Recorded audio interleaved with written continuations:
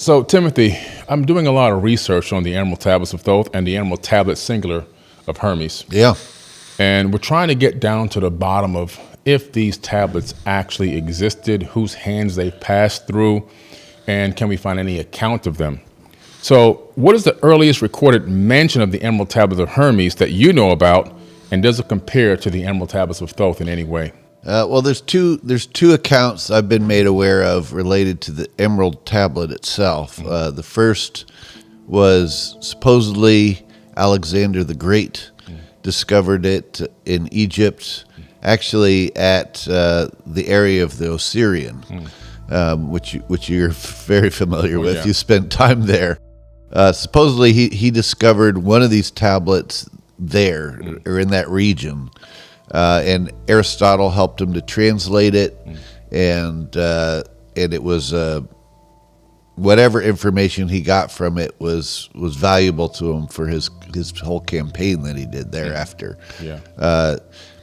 As you know, there's some speculation that he may even be buried near Saqqara, and there's statues of him in the region that they found. So that's the first source that I found. The other source, and that was supposedly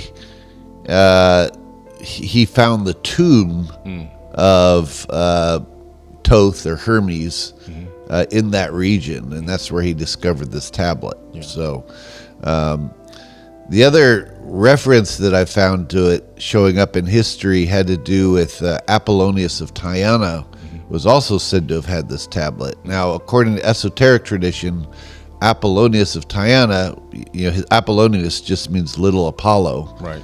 And according to some esoteric accounts, Apollonius was actually the Apostle Paul, associated with Christianity. And Apollonius just got shortened to Paul, Right. And so that he also had this tablet for a while. Apollonius, from a historical standpoint, was just as a side note, he was said to be crucified as well. He said he was the Son of God. They crucified him, and the Roman soldiers said, "Well, if you're the Son of God, then get off that cross." So he did. Went off to live the rest of his life. So he was a very fascinating figure. In ancient times, it's hard to know how much is myth and how much is truth. But Right. that's one of the other early references to that particular tablet. Later on, you find versions of it though all over the world. I mean, they found them in China. They're probably brought to China by the Manichaeans out of Egypt, a Gnostic sect who valued the writings of Hermes.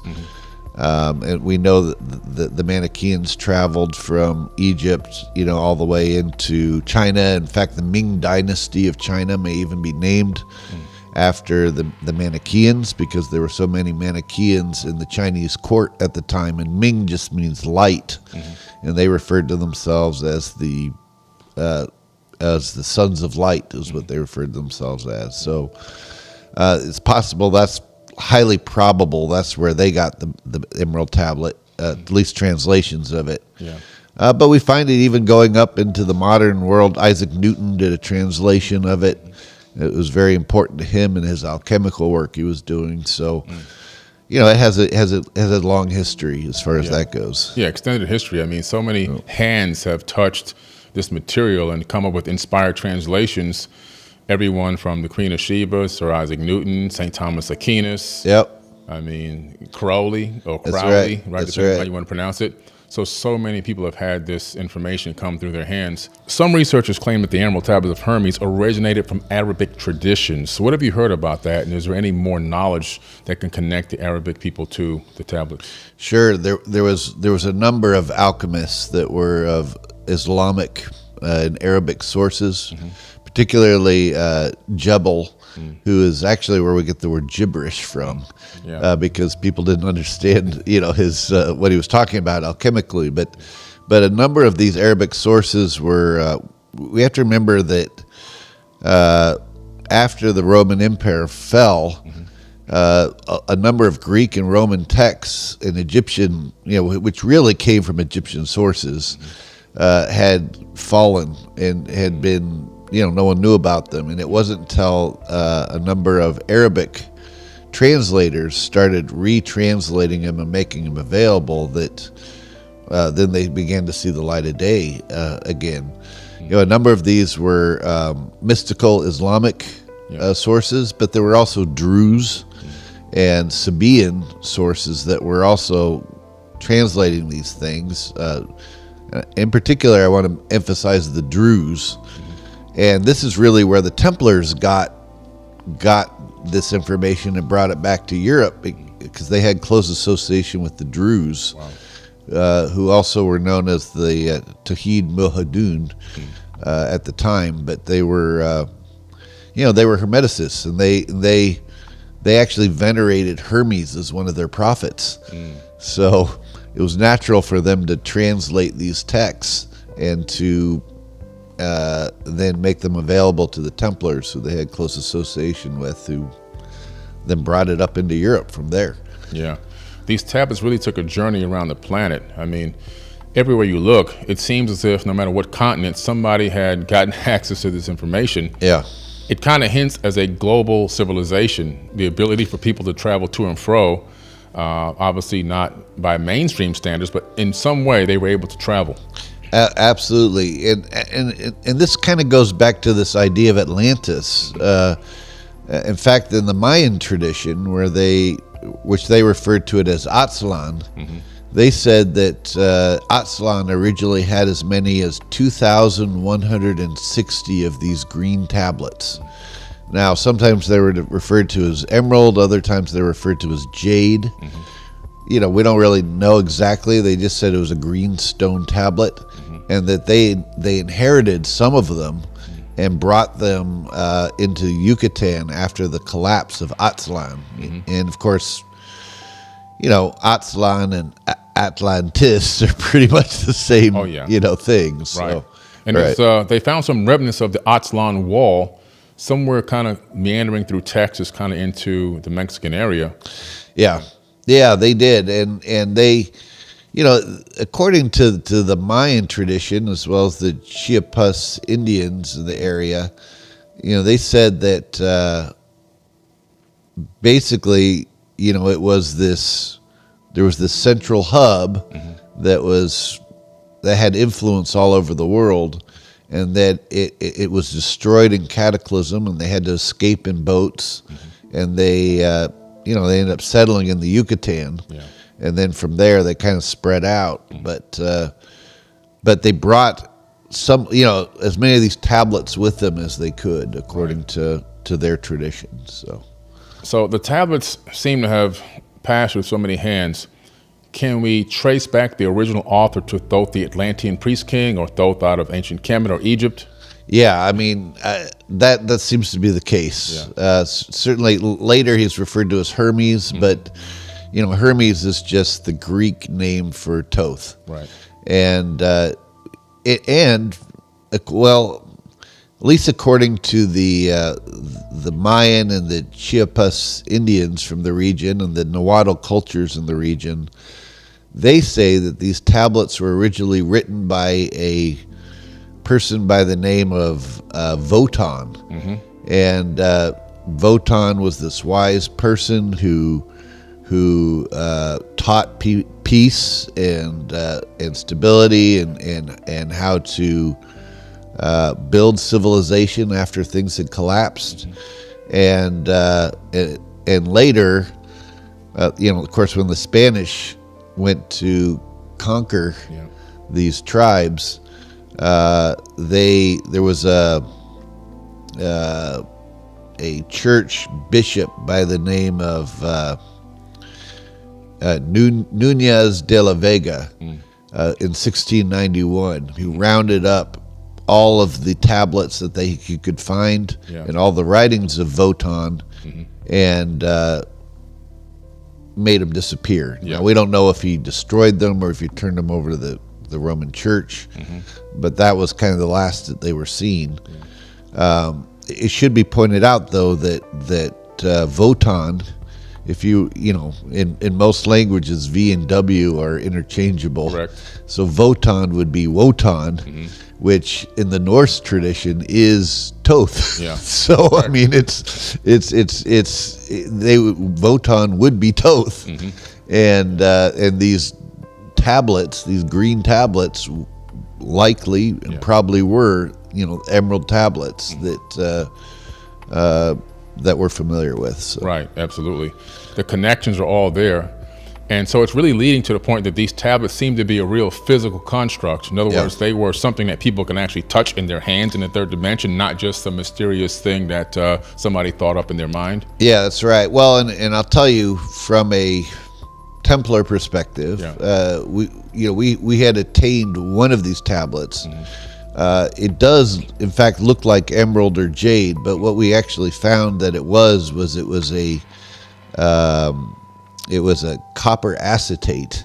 So when copper is crystallized as an acetate, it looks just like this. I mean, it looks like emerald or jade, and so this is probably what they were made out of. And the reason for that is you can actually take that copper acetate, and if you do an alchemical process to it, you can extract from it copper monoatomic atoms, which are supposed to be really good for your health, and in particular for your skin and that type of thing to I don't know, help prevent aging, actually. Health and wellness and everything. Right, exactly. I have a copper knee brace, and it has copper in it. Yeah, for sure. Yeah. I have some copper support socks, so same thing. Exactly. Yeah. So it seems like these emerald tablets, like we said before, had passed through a lot of hands, and you've already authenticated from your personal research that Thoth, the Atlantean, is the author of these tablets, and that their physical structure. So I'm trying to glean, where could these tablets possibly be? And, we have the singular tablet, we have the emerald tablets. From your knowledge and your knowledge base, where do you think these tablets are located? Well, I mean, there's certainly that Mayan account that in 1691, where this bishop confiscated them. I mean, I would assume they would be turned over to the Vatican at that point. So there's a good probability they're in the Vatican archives. That said, there are other people who have written on the validity of these things. In fact, if you pick up, there's a great researcher, George Hunt Williamson, who was he was a UFO researcher, but he did a bunch of other stuff. He used to work for the University of Arizona, doing archaeological work. And he wrote in his book Secret Places of the Lion, he talks about some of the history of these emerald tablets and how they were passed between both Egyptian and Mayan hands. In fact, he even sources the pharaohs that had these tablets. Now, where he was getting that information from, I don't know, but supposedly there were people like the character Doriel, who first did one of these publications of it. This is where he was getting his information from, was from George Hunt Williamson. And it should be pointed out too, George Hunt Williamson is also who Indiana Jones was based off of. That's true. So it's, he was a professor, and he also did some work at the University of Colorado, as I understand it. And by some accounts, he had gotten a hold of one of these tablets, or some of these tablets. Now, there was also an organization that was formed in Larkspur, Colorado, for a time, that was referred to themselves as the Great White Fraternity, and they were preserving some of George Hunt Williamson's works. And by some accounts, they had acquired some of these tablets, but they've since disappeared. So, it's hard to know where they were after that. Gotcha. Yeah, that's a really intriguing question because I know that there's supposed to be an Emerald Tablet or some reference to it in Cambridge in the UK. Yeah. And which is a tablet that is a singular tablet. Right. And so what do you think the difference is between the two writings? Well, they're both attributed to Thoth. The singular tablet, is just this is a replica of it right here. Yeah. I mean, it's an alchemical recipe, basically. Yeah. And of course, alchemy, I'm under the belief that alchemy was the science of Atlantis. You find the same alchemical ideas all over the ancient world, and even using the same ingredients and everything else, which seems to suggest it was part of that worldwide tradition that came out of Atlantis. And I mean, you just can't explain it any other way. If you're finding the same recipes in India as you're finding, in the Yucatan, I mean, it's part of that worldwide thing, and of course, Egypt. So I believe that the Emerald Tablet was one tablet of those 2,000 tablets that Atlantis was said to have had. But then the other tablets, what you're referred to as the Emerald Tablets of Thoth that you have written about, those are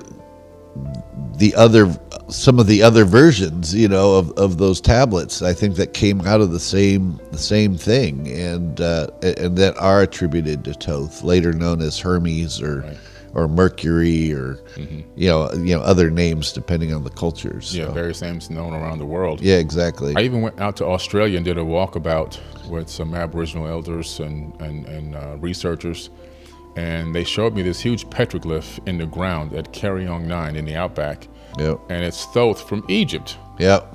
And they call him Thoth the Mabi. And they say he's riding in his skyship through the Milky Way galaxy. Wow. That's wild. That's awesome. Yeah. I've seen pictographs in the Utah region near an area known as Horseshoe Canyon, where there's depictions of Thoth as well, more in the lines of traditionally the Greek Hermes. I mean, with the feathered cap, you know what I mean? Which is really just if you look at it, it looks like a disc, a flying disc. Yeah. is what it is. That's on his head. Yeah. They just have the wings to show that it's flying. But I've seen pictographs of that in Utah. So it is worldwide, and of course, according to the Sumerian tradition, Thoth was really Enki, who was the person who decided to help save mankind, and to save humanity from the cataclysm that was going to come, and then he provided wisdom to people after the cataclysm, So you do find it worldwide, and so therefore we shouldn't be too surprised if we find the same teachings associated with these tablets worldwide. Exactly.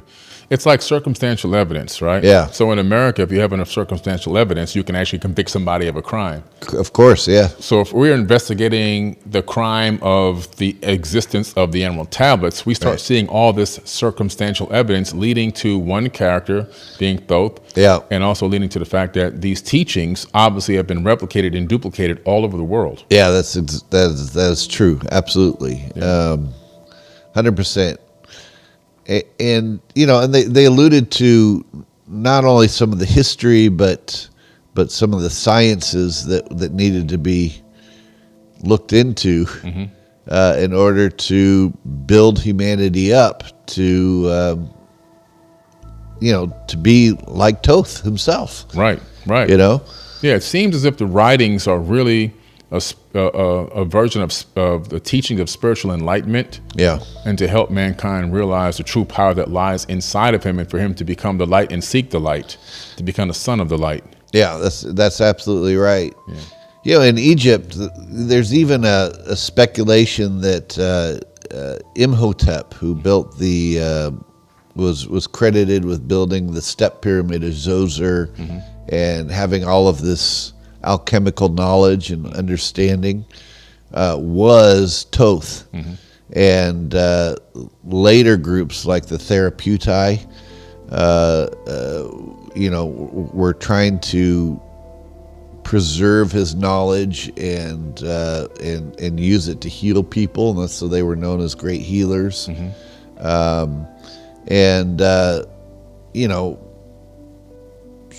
By tradition, Imhotep was Hermes, who was Thoth,